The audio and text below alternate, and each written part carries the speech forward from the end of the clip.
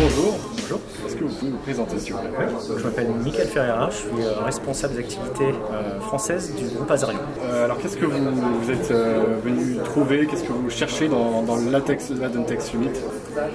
Alors on est sponsor en fait de cet événement parce que c'est un des premiers événements qui réunit tout le monde. Donc après les phases de Covid, c'était aussi important et intéressant de pouvoir revoir en fait tous nos partenaires en physique, puisqu'on connaît la plupart des intervenants ou même des sociétés qui sont présentes aujourd'hui.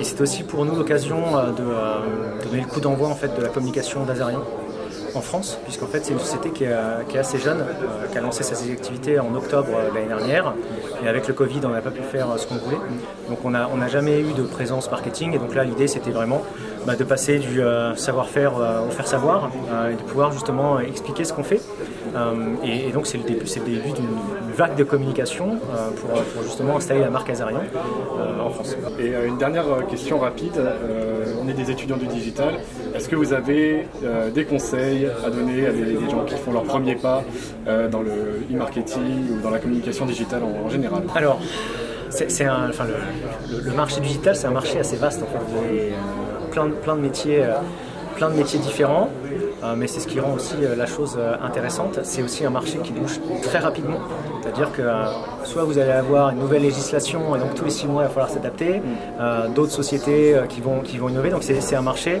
qui bouge très vite, et finalement il y a très peu de barrières à l'entrée, donc il faut juste être curieux, donc s'intéresser à ces sujets-là, comprendre, avoir une vision globale en fait des écosystèmes, voir comment en fait tout s'imbrique.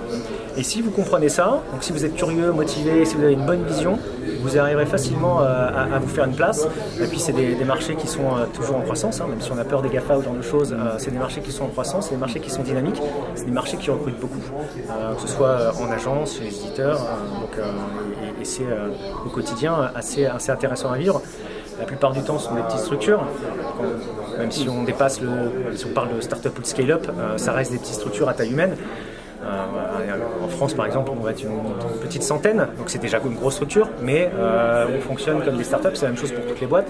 Donc c'est aussi agréable de travailler dans ce cadre de travail et de ne pas être dans des grosses boîtes avec 1000 personnes où on est juste un numéro. L'avantage du digital, c'est pour ça que je suis resté aussi dans ce marché, moi, quand j'ai commencé comme vous en tant qu'étudiant, c'est que j'ai vite senti que je pouvais finalement influencer, pas la stratégie de la boîte, ce serait un peu prétentieux, mais justement, que je n'étais pas juste un numéro, mais que je pouvais influencer en fait les résultats de la boîte, et que j'étais quelqu'un finalement qui comptait pour la boîte, et qui permet en fait, de valoriser votre travail, de valoriser vos compétences. Donc pour ça, le digital, c'est pas mal comme terme en tant qu'industrie. Merci beaucoup.